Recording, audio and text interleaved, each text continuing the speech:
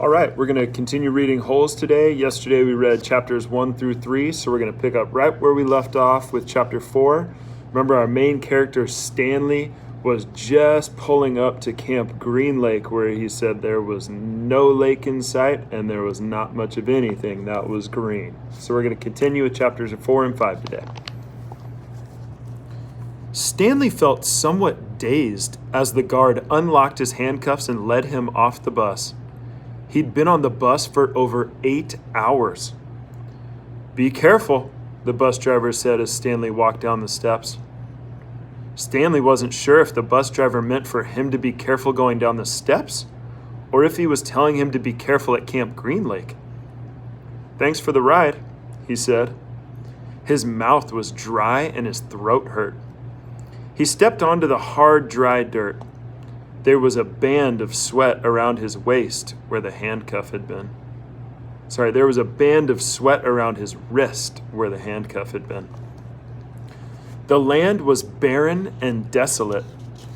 He could see a few run-down buildings and some tents. Farther away, there was a cabin beneath 2 tall trees. Those 2 trees were the only plant life he could see. There weren't even weeds. The guard led Stanley to a small building. A sign on front said, "You are entering Camp Green Lake Juvenile Correctional Facility." Next to it was another sign which declared that it was a violation of the Texas Penal Code to bring guns, explosives, weapons, drugs, or alcohol onto the premises. As Stanley read the sign, he couldn't help but think, well, duh. The guard led Stanley into the building where he felt the welcome relief of air conditioning. A man was sitting with his feet up on a desk. He turned his head when Stanley and the guard entered, but otherwise didn't move. Even though he was inside, he wore sunglasses and a cowboy hat. He also held a can of soda, and the sight of it made Stanley even more aware of his own thirst.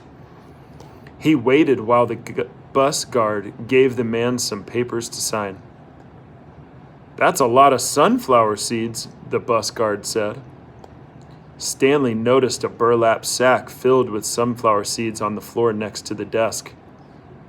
"I quit smoking last month," said the man in the cowboy hat. He had a tattoo of a rattlesnake on his arm, and as he signed his name, the snake's rattle seemed to wiggle. "I used to smoke a pack a day. Now I eat a sack of these every week." The guard laughed.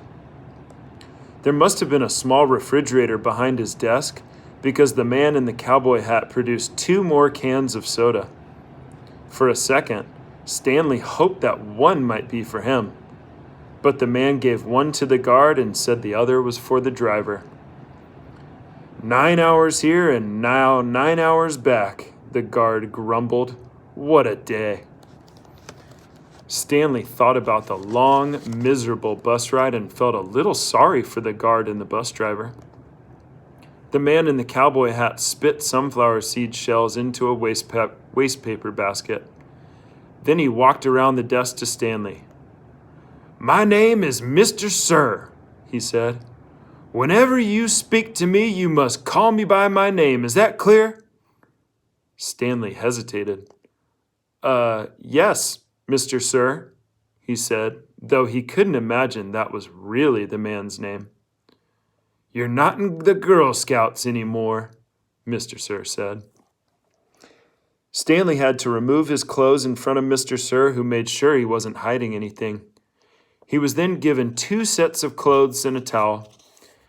Each set consisted of a long-sleeve orange jumpsuit, an orange t-shirt, and yellow socks. Stanley wasn't sure if the socks had been yellow originally. He was also given white sneakers, an orange cap, and a canteen made of heavy plastic, which unfortunately was empty. The cap had a piece of cloth sewn on the back of it for neck protection. Stanley got dressed. The clothes smelled like soap. Mr. Sir told him he should wear 1 set to work in and 1 set for relaxation. Laundry was done every 3 days. On that day, His work clothes would be washed. Then the other set would become his work clothes, and he would get clean clothes to wear while resting. You are to dig 1 hole each day, including Saturdays and Sundays. Each hole must be 5 feet deep and 5 feet across in every direction. Your shovel is your measuring stick. Breakfast is served at 4:30. Stanley must have looked surprised because Mr. Sir went on to explain that they started early to avoid the hottest part of the day. No one is going to babysit you, he added. The longer it takes you to dig, the longer you will be out in the sun. If you dig up anything interesting, you are to report it to me or any other counselor. When you finish, the rest of the day is yours. Stanley nodded to show he understood. This isn't a Girl Scout camp, said Mr. Sir. He checked Stanley's backpack and allowed him to keep it. Then he led Stanley outside into the blazing heat. Take a good look around you, Mr. Sir said. What do you see? Stanley looked out across the vast wasteland. The air seemed thick with heat and dirt. Not much, he said, then hastily added, Mr. Sir. Mr. Sir laughed. You see any guard towers? No. How about an electric fence? No, Mr. Sir. There's no fence at all, is there? No, Mr. Sir. You want to run away? Mr. Sir asked him. Stanley looked back at him, unsure what he meant. If you want to run away, go ahead, start running. I'm not going to stop you. Stanley didn't know what kind of game Mr. Sir was playing. I see you're looking at my gun. Don't worry. I'm not going to shoot you. He tapped his holster. This is for yellow-spotted lizards. I wouldn't waste a bullet on you. I'm not going to run away, Stanley said. Good thinking, said Mr. Sir. Nobody runs away from here. We don't need a fence. Know why? Because we've got the only water for 100 miles. You want to run away? You'll be buzzard food in 3 days. Stanley could see some kids dressed in orange and carrying shovels dragging themselves toward the tents. You thirsty? Asked Mr. Sir. Yes, Mr. Sir, Stanley said gratefully. Well, you better get used to it. You're going to be thirsty for the next 18 months. Chapter 5. There were 6 large gray tents, and each one had a black letter on it, A, B, C, D, E, or F. The first 5 tents were for the campers. The counselors slept in F. Stanley was assigned to D tent. Mr. Pendanski was his counselor. My name is easy to remember, said Mr. Pendanski as he shook hands with Stanley just outside the tent. 3 easy words, pen, dance, key. Mr. Sir returned to the office. Mr. Pendanski was younger than Mr. Sir and not nearly as scary looking. The top of his head was shaved so close it was almost bald, but his face was covered in a thick, curly black beard. His nose was badly sunburned. Mr. Sir isn't really so bad, said Mr. Pendanski. He's just been in a bad mood ever since he quit smoking. The person you've got to worry about is the warden. There's really only one rule at Camp Green Lake. Don't upset the warden. Stanley nodded as if he understood. I want you to know, Stanley, that I respect you, Mr. Pendanski said. I understand you've made some bad mistakes in your life. Otherwise, you wouldn't be here. But everyone makes mistakes. You may have done some bad things, but that doesn't mean you're a bad kid. Stanley nodded. It seemed pointless to try and tell his counselor that he was innocent. He figured that everyone probably said that. He didn't want Mr. Pendanski to think he had a bad attitude. I'm going to help you turn your life around, said his counselor, but you're going to have to help too. Can I count on your help? Yes, Mr. Sir, Stanley said. Mr. Pendanski said, Good, and then patted Stanley on the back. Two boys, each carrying a shovel, were coming across the compound. Mr. Pendanski called out to them, Rex, Alan, I want you to come say hello to Stanley. He's the newest member of our team.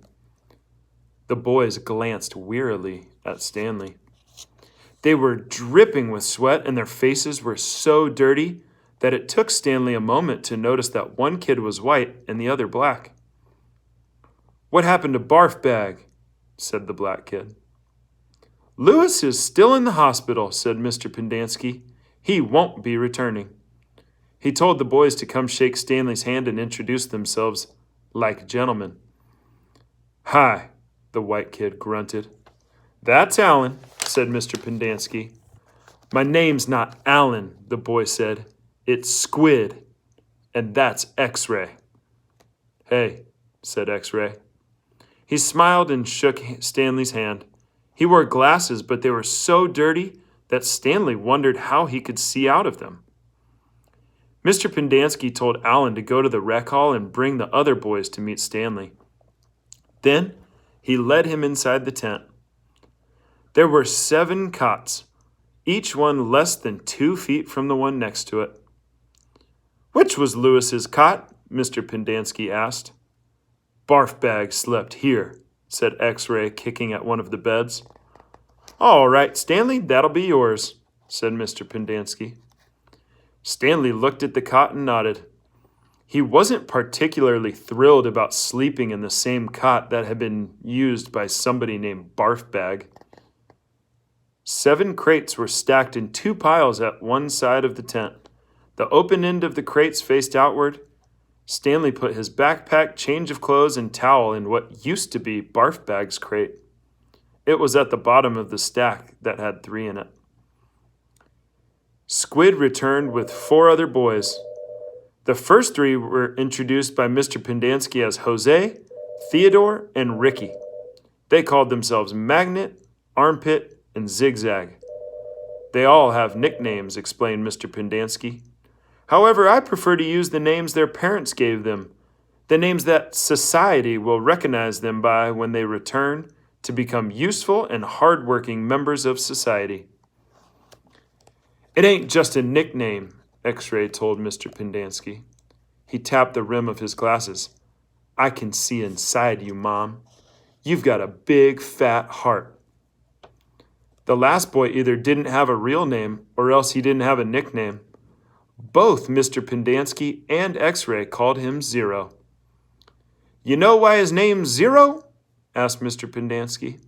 Because there's nothing inside his head. He smiled and playfully shook Zero's shoulder. Zero said nothing. And that's Mom, a boy said. Mr. Pendanski smiled at him. If it makes you feel better to call me Mom, Theodore, go ahead and call me Mom. He turned to Stanley. If you have questions, Theodore will help you. You got that, Theodore? I'm depending on you. Theodore spit a thin line of saliva between his teeth, causing some of the other boys to complain about the need to keep their home sanitary. You were all new here once, said Mr. Pendanski, and you all know what it feels like. I'm counting on every one of you to help Stanley. Stanley looked at the ground. Mr. Pendanski left the tent, and soon the other boys began to file out as well, taking their towels and change of clothes with them.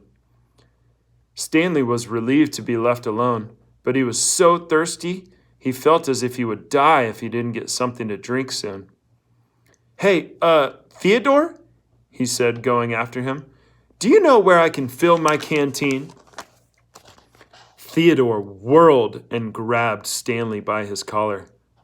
My name's not Theodore, he said. It's Armpit. He threw Stanley to the ground. Stanley stared up at him, terrified. There's a water spigot on the wall of the shower stall. Thanks, Armpit, said Stanley. As he watched the boy turn and walk away, he couldn't for the life of him figure out why anyone would want to be called armpit. In a way, it made him feel a little better about having to sleep in a cot that had been used by somebody named Barfbag. Maybe it was a term of respect. All right, we'll stop there for today and we'll pick it up tomorrow.